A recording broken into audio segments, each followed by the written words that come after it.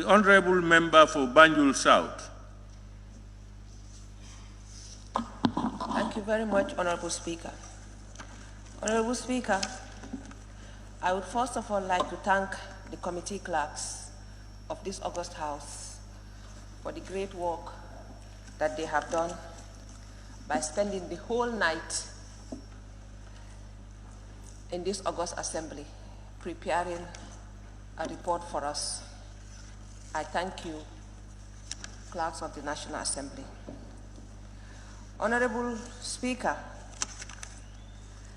I think looking at the Honorable Minister's statement and looking at the budget, I think that our government does not love this country.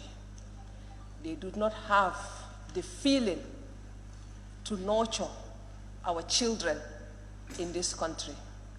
Honorable Speaker, $6 billion in salaries alone, not in administrative cost. Honorable Speaker, and we say we are a poor country. Honorable Speaker, the median age in this country is 19 years old. We should consider the life and the livelihood of our children. We should be investing in education. We should be investing in health rather than paying ourselves, feeding ourselves out of the poor people of this country. I will start with this August Assembly, Honorable Speaker. Honorable Speaker, to see the salary of the Honorable Speaker increased from 658 million to 658,000 to 1,560,000, I feel ashamed to call myself an honorable member, Honorable Speaker. I gave myself for service. I did not give myself for the poor people to feed me and my family, Honorable Speaker. When I saw this, I felt embarrassed. I did not want to come to this budget session because I said to myself, there is no need, because we are just sharing the cake in our pockets, going home, feeding ourselves. Not only that, but to see the responsibility allowance, the residential allowance, the roving allowance, and all those for the representatives of the people. It is embarrassing for me to go back to my poor constituency and tell them that the meager resources of this country, I am paid that much at your expense.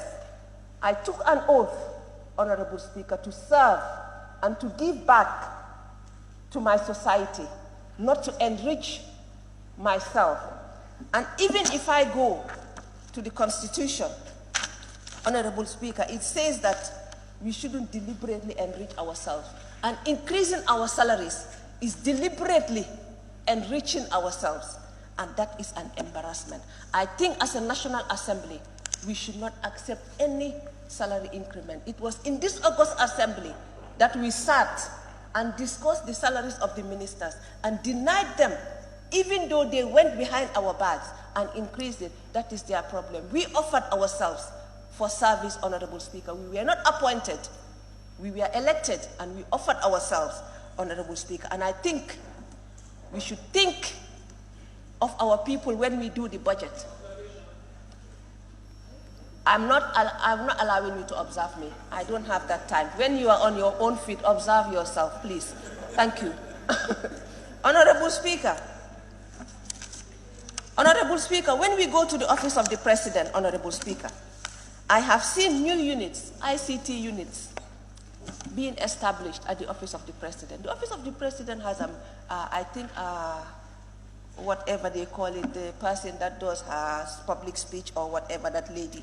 Why would he need an order ICT? Why would the Honorable, His Excellency want 6 advisors? How many ministers does he have in addition to the new ministries? If the President is telling us that the ministers are not good enough, I told this August Assembly here last year when we did the budget, if he is implying that his ministers are not good, let him sack them and apply and appoint advisors.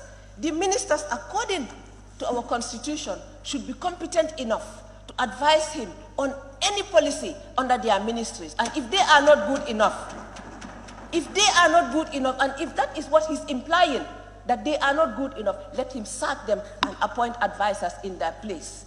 But as a poor country, we cannot be paying ministers and be paying advisors and be paying deputy advisors.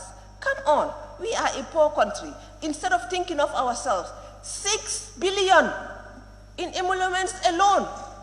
Come on.